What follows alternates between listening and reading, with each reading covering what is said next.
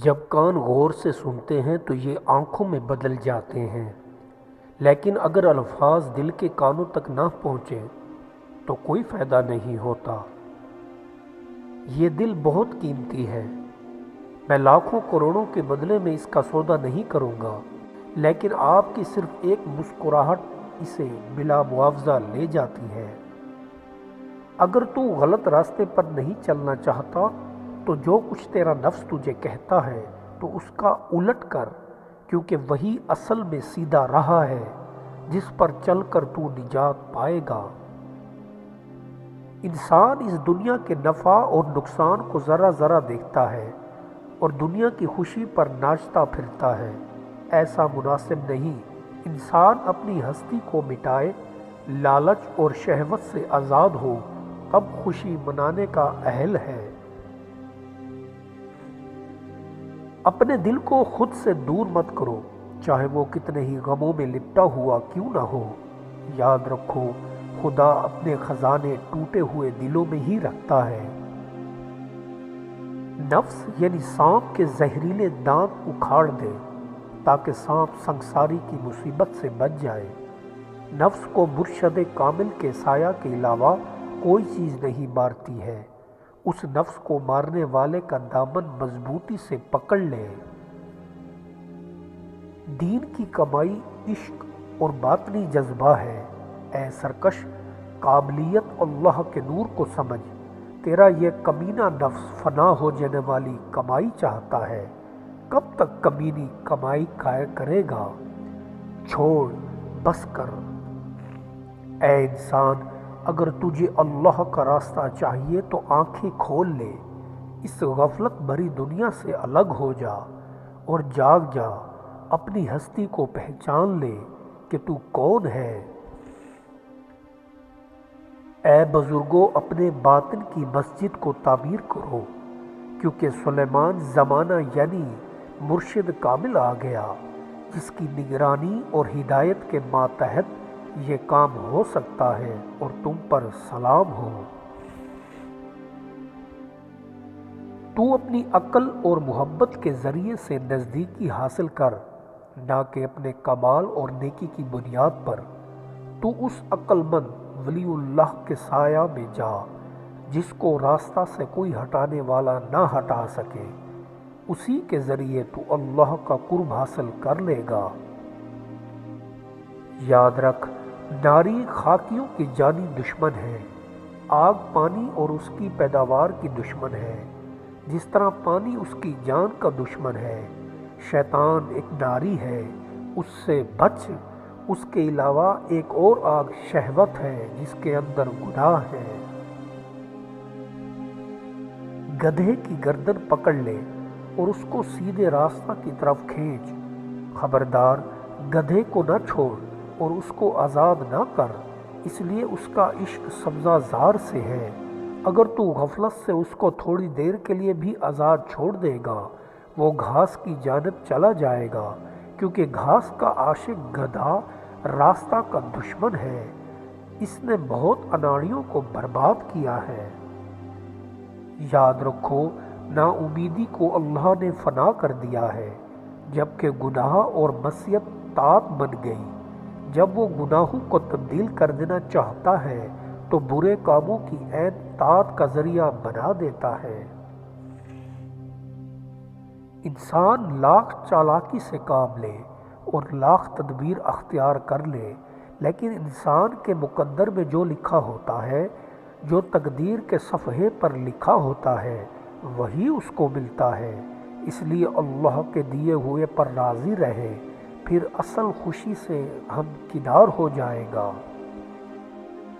اے معتبر آدمی، بلند نظری اور اعلیٰ ہمتی سے پہاڑ کی طرح سر اونچا رکھو تاکہ آفتاب کا پہلا نور تم پر پڑے، کیونکہ بلند و قائم پہاڑ کی وہ چوٹی آفتاب صبح کی منتظر ہے۔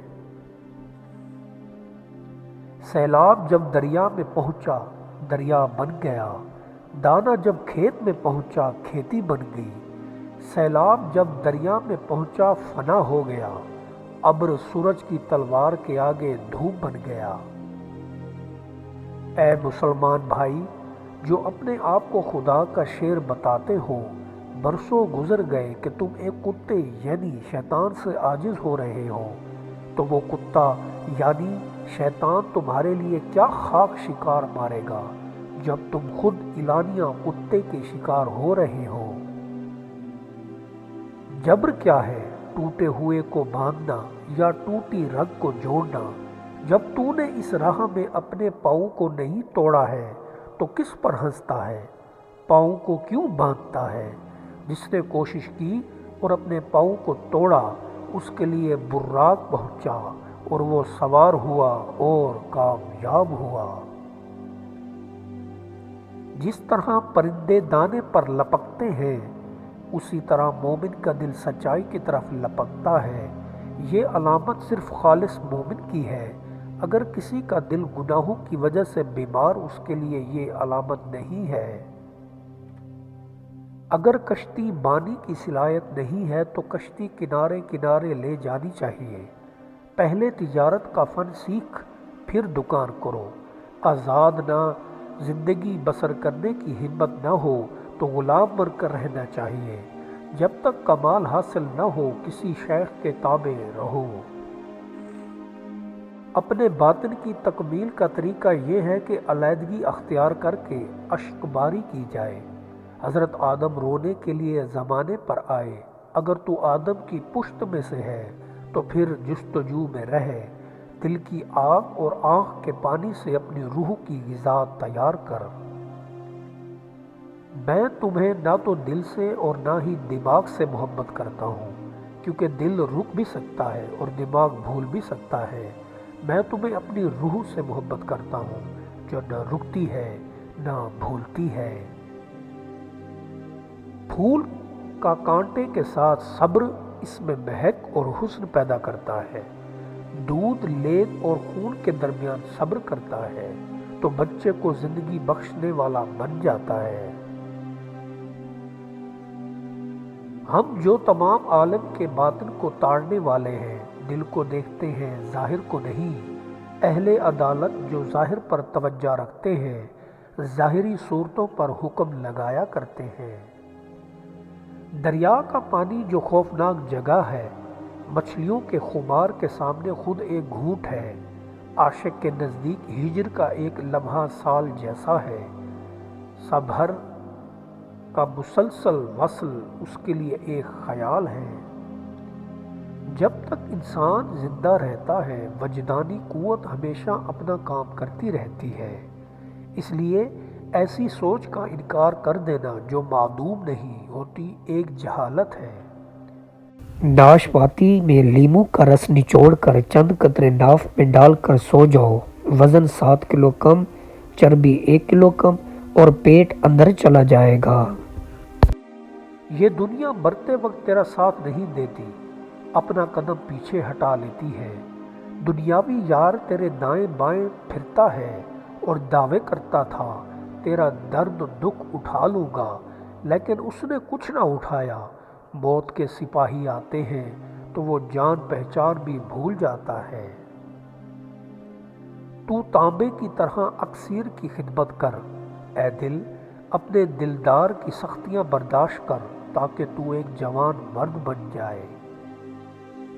آنکھ کی روح کا نور اس آنکھ کے بغیر بھی خواب میں دیکھتا ہے، مگر آنکھ اس نور کے بغیر بالکل بیکار ہے۔